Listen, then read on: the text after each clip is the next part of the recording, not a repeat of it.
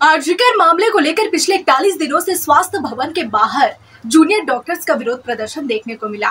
यहाँ तक कि सड़कों पर भी प्रदर्शन की तस्वीर देखने को मिली और बीजेपी भी लगातार इंसाफ की मांग उठाती रही। और इसी बीच भले ही जूनियर डॉक्टर्स ने आंशिक ऐलान कर दिया है कि अब वो अपना धरना शनिवार से खत्म करने जा रहे हैं, लेकिन कहा जा रहा है कि अब वे एक मार्च भी निकालने जा रहे हैं। और इसी बीच हाईकोर्ट के अधिवक्ता से बात की हमारी संवाददाता मधुमिता ने। जी हाँ, हाईकोर्ट के अधिवक्ता रंजित कुमार घोष से बात की है हमारी संवाददाता ने। उन्होंने आरजीकर मुद्दे पर क्या कुछ कहा है, आइए आपको सुनाते हैं।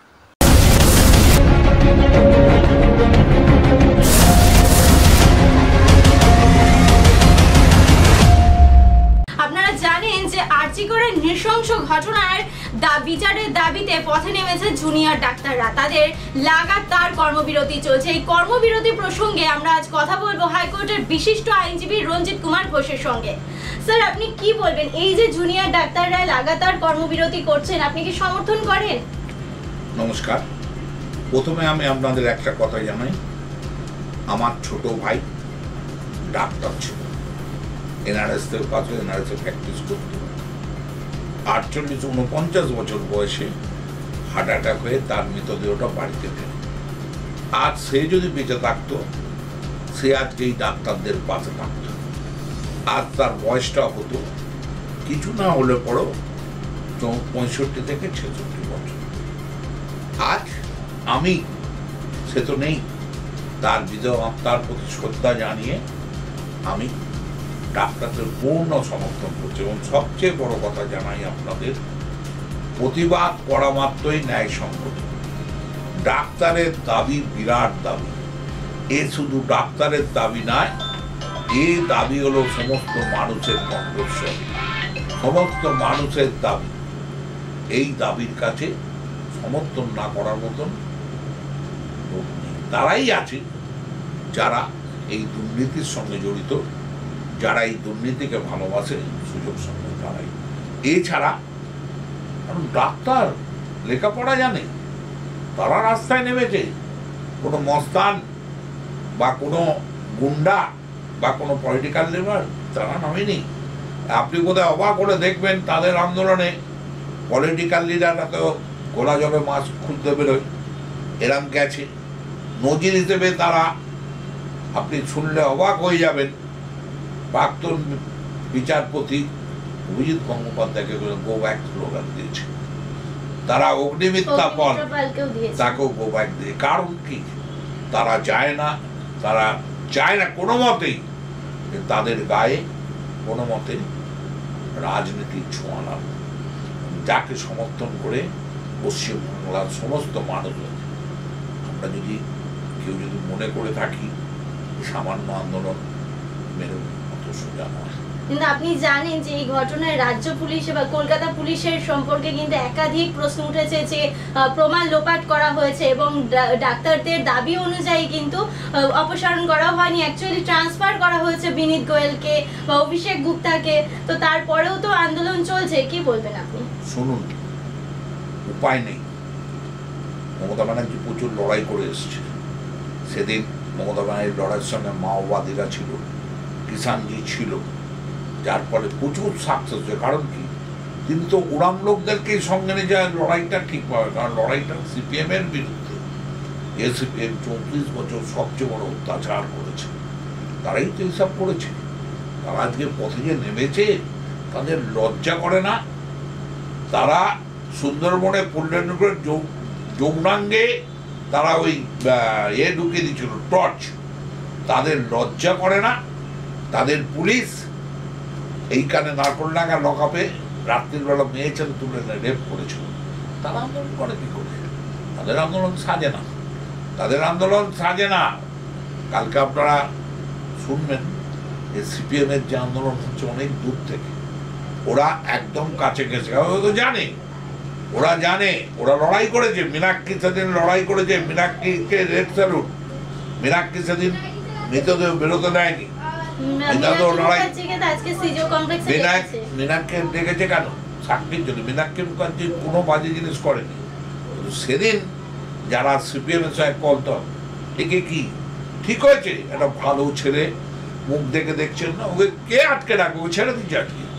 আপনি আমার কাছে শুনুন, আজকে হাইকোর্ট থেকে ওর বেল হয়ে গেছে।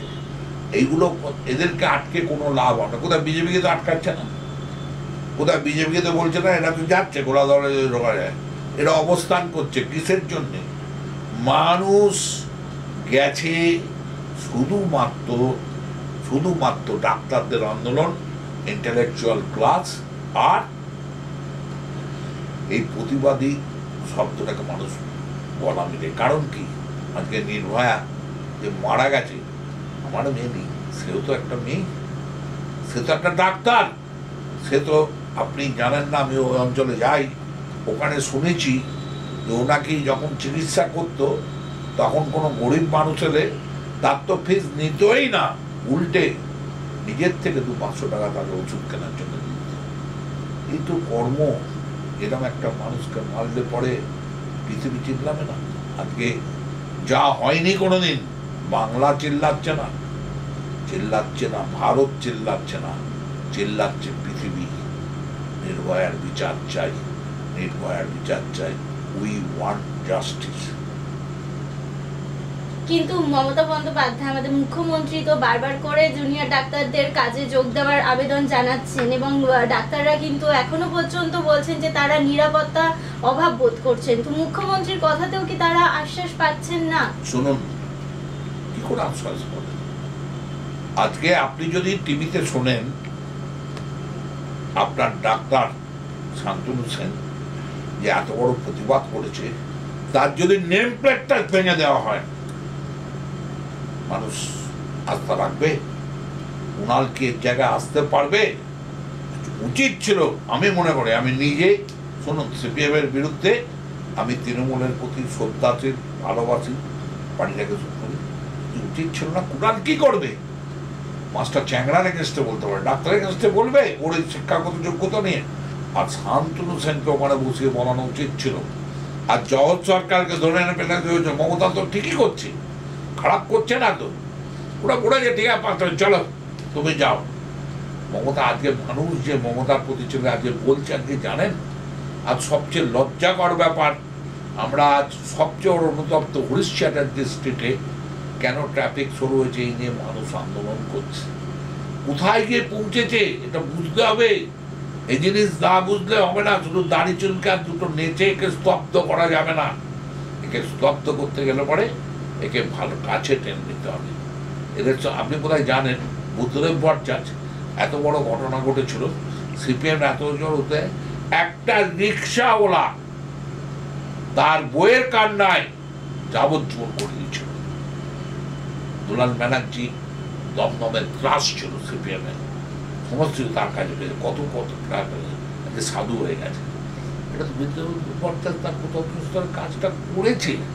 যে জিনিসটা ভালো করেছে আমরা বলবোই, যে জিনিস আমরা আইনজীবী, যে জিনিসটা খারাপ এটা আমরা কমপ্লেন করবো। মমতা ব্যানার্জির উচিত, এই যে দাগ লেগে গেছে, এর থেকে পরিষ্কার হতে গেলে পরে ফার্স্ট কোনো লোক নয় শান্তনু সেন বসবে, কোনো লোক নয়, ভালো ভালো লোকদের আনবে। আপনি কুণাল ঘোষকে কি ভরসা করছেন? না, কে বিশ্বাস করবে? যে কুণাল দাঁড়িয়ে মমতা ব্যানার্জিকে চোর বলেছিল, সেই কুণালকে কেউ বিশ্বাস করে? বলুন না, কে বিশ্বাস করে? কেউ করবে না, কোনো শিক্ষিত ক্লাস। তৃণমূলের একাংশ ডাক্তারদের এই আন্দোলনকে যথেষ্টভাবে কটাক্ষ করছে। না, তৃণমূলের একাংশ নয়, নেতা মন্ত্রীদের একাংশ। আপনার কাছে খবর নেই, তৃণমূলের বহু মানুষ যারা এই প্রতিবাদের সাথে সামিল হয়েছে, তারা কোনোদিন এই হত্যাকে মানতে চায় না। তারাও চিল্লাচ্ছে কাঁধে কাঁধ মিলিয়ে, উই ওয়ান্ট জাস্টিস। এটা সিপিএম এর লড়াই নয়, এটা বিজেপির লড়াই নয়, এটা সমগ্র মানুষের লড়াই। We want justice. এবং অবস্থায় খুব ধীর পদক্ষেপ এগিয়ে জিনিসটাকে ঠিক ওরা যাবে তো, ডিউটিতে কেন যাবে না? ওদের যা দাবি আছে ও তো হচ্ছে, 14 দিনের মধ্যে হবে, তো বুঝিয়ে বলো। শুধুমাত্র এটা প্রশাসনিক স্তরের লড়াই নয়।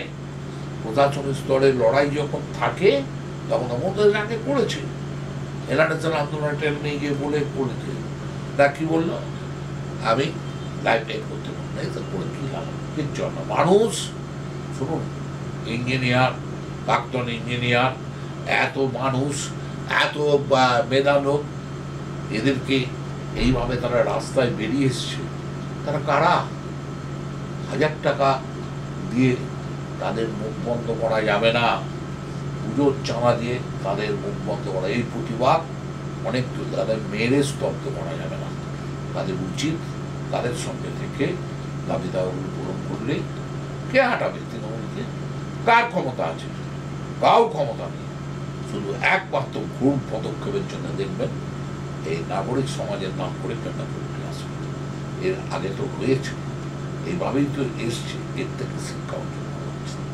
তবে এটাও তো সত্যি যে সমাজের বৃহদাংশ এই সরকারি হসপিটালের চিকিৎসার উপরেই নির্ভরশীল। তো এই যে চিকিৎসার মতো একটা জরুরি পরিষেবায় কর্মবিরতি চলছে, তো সেখানে মনে হচ্ছে না যে সমাজের একটা কোথাও তো ক্ষতি হচ্ছে? বা সামনে এই যে পুজো আসছে, তো সেই পুজোটা তো শুধুমাত্র আনন্দ নয়, একটা সমাজের একটা বৃহৎ অংশের একটা অর্থনৈতিক রুটি রোজগারও নির্ভর করছে এই উৎসবের উপরে। তো এই যে আন্দোলন, কোথাও গিয়ে কি সমাজের বৃহদাংশের একটা অর্থনৈতিক ক্ষতিও হচ্ছে বলে মনে হচ্ছে কি? শুনুন, এই মুহূর্তে মানুষের পুঞ্জীভূত রাত, পুঞ্জীভূত অর্জন এক জায়গায় জমা হচ্ছে। মানুষ চিল্লাচ্ছে বহুদিনের ভোট গন্ডগোল, প্রমোটার গন্ডগোল, 10-20টা ছেলে যারা পাতে লাগে না তারা দাদাগিরি গন্ডগোল, এসব থেকে মানুষ বেরোবার জন্য চিল্লেছে। একে বলে অ্যাকচুয়াল, এটাকেই বলে জনগণতান্ত্রিক বিপ্লব। জনগণ চলে এসছে, রোকা খুব মুশকিল। যদি আপনি না বোঝেন, মমতা অনেকটা বুঝেছে, একে পাশ কাটিয়ে বেরোলে পরে হবে না। বিজেপি চিনলে কিচ্ছু করতে পারবে, কি করবে? ওর কি ক্ষমতা আছে? কিন্তু মমতা করবে এই মুহূর্তে দাঁড়িয়ে এটাকে ঠিকভাবে মেনটেন করা উচিত।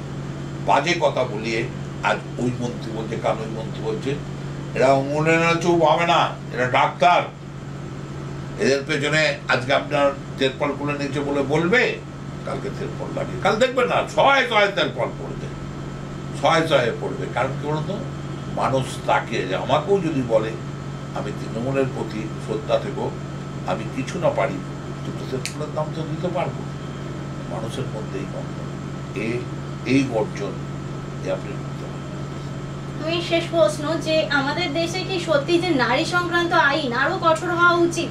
কারণ মানুষের যে অপরাধমূলক মানসিকতা, সেটা কি পাল্টানো কিভাবে সম্ভব? ওটা কি আইনটাকে আরো কঠোর হওয়া আমার উচিত? সামনে এটা ন্যায় সংহিতা, আমাদের সামনে এই ন্যায় সংহিতা বইটা দেখবেন। এই ন্যায় সংহিতা যে আইন হয়েছে প্রচন্ড করা আইন। দেখুন, বাজে কথা বললে হবে না, ন্যায় সংহিতা ধরে করে চললে পরেই হয়ে যাবে। সিবিআই তো করছে, ন্যায় সংহিতা আছে। সিবিআই কি বলছে?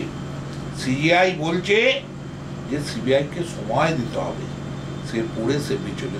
এই তো নির্ভয়া মার্ডার এমনি ধর্ষণ নয়, নির্ভয়া মার্ডারের পেছনে পুরোপুরি দুর্নীতি। এই দুর্নীতি শিক্ষাক্ষেত্রে, এই দুর্নীতি হাসপাতালে, এই দুর্নীতি স্বাস্থ্যে, এই দুর্নীতি সর্বত্র। কোথায় দুর্নীতি নেই? এই দুর্নীতি কর্পোরেশন, এই দুর্নীতিকে বন্ধ করা ছিল, দুর্নীতি চিরকাল ছিল, এরম ব্যাপক হারে ছিল না। কারণ কি, মানুষ সাহস পেয়ে গেছে। আমার একটা কথা, এই যে ভুল করে বলে ফেলেছি যে তোমরা না কোনো ব্যাপার না, কিন্তু 25% না 75%, এই যে কি ব্যাপক আকার নিয়েছে আজকে, তাই মানুষ দেখছে। আজ মানুষ দেখছে, এর বই প্রকাশ করতেছে। এই জিনিস ইমিডিয়েট স্টপ করা উচিত। ইমিডিয়েট আমার চোখে শান্তনু সেনকে আমি চিনিও না, তার সঙ্গে কোনোদিন কথা বলিনি।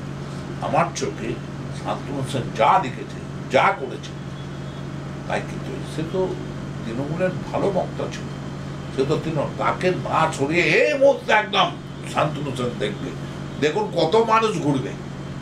আমার ছোট্ট মাথা যত মত বলে, কংগ্রেস রাজনীতিটা চিরকাল করে এসছে, সিপিআইয়ের সঙ্গে লড়াইটা আমার চিরকালে ধরতে পারেন 16-17 বছর বয়স থেকে, যার জন্য মমতাকে সাপোর্ট বুঝেছেন। কিন্তু সেইখানে শান্তনু সেনকে স্তব্ধ করিয়ে কোনো লাভ হয়নি।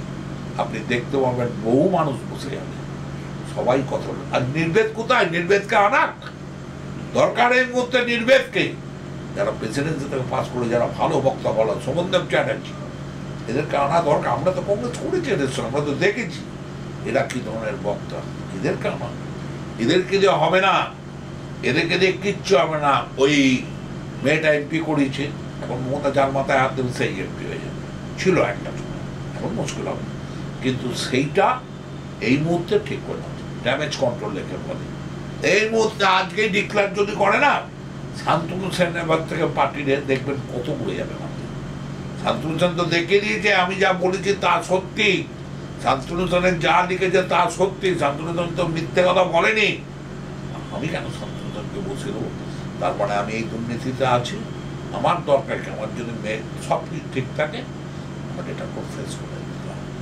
আপনি কি স্যার মনে করেন একজন আইনজীবী হিসেবে যে মুখ্যমন্ত্রী তো শুধু একজন মুখ্যমন্ত্রী না, তিনি স্বরাষ্ট্রমন্ত্রীও, তো কলকাতা পুলিশের যাদের মানে বিরুদ্ধে এই যে প্রশ্ন উঠেছে, অভিযোগ উঠেছে, বিনীত গোয়েল, অভিষেক গুপ্তা, তো এদের বিরুদ্ধে আপনার কি মনে হয় না যে এদেরকে ট্রান্সফার না করে এদেরকে অন্তত কিছুদিন হলেও বসিয়ে এদের বিরুদ্ধে একটা তদন্ত কমিটি গঠন করা উচিত ছিল? অথবা শুধু এক্ষেত্রে নয়, এই যে দুর্নীতি বা রেশনীয় যাদের যাদের বিষয়ে এই অভিযোগগুলো এসেছে তাদের বিরুদ্ধে রাজ্যের তরফে একটা তদন্ত কমিটি গঠন করা কি উচিত ছিল না? এদেরকে তো পুরস্কার দেওয়া হয়েছে, আর সিবিআই ওসিকে ধরে নিচে বলে থাকে, কত বড় লজ্জা বলুন তো। বাংলার পুলিশের কত বড় লজ্জা, কি জন্য ধরেছে? তথ্য লোপাট করেছে। আর সিবিআই বলছে সিবিআইকে আপনারা মৃতের মা বাবার সঙ্গে যোগাযোগ রাখবেন। সে ঠিক বলছে, সে ঠিক বলছে। আজকে তো পড়েছে, তারা তো আইনটা জানে, তারা তো আইনটা দেখেছে, তারা তো বুঝেছে। এই মুহূর্তে আমাকে যদি বাঁচতে হয়, যদি আমি দুর্নীতি জড়িয়ে গিয়ে থেকে আমার মরতে হবে, যদি না থাকি ফ্রেশ মেশ নিয়ে আসতে হবে। এই দুটোর বাইরে কোনো পথ নেই। মানুষের বিক্ষোভ চলবেই, ডাক্তাররা জানে সুরক্ষা মানে হাসপাতাল তৈরি হবে, বাথরুম হবে, টয়লেট হবে, হবে, ডাক্তাররা হাসতে হাসতে উল্লাস ঢুকবে, ইলেকশন হবে, ডাক্তারদের বডি জিতবে, এটা হবেই, এটা হবেই। এখানে বিজেপি, সিপিএম, তৃণমূল কেউ ঢুকতে পারবে না। আর এখানে বলা উচিত নয়, কারণ ডাক্তার তারা জয়েন্ট দিয়ে এসছে, তারা পরবর্তীকালে এখন দেখা যাচ্ছে টাকা দিয়ে করেছে।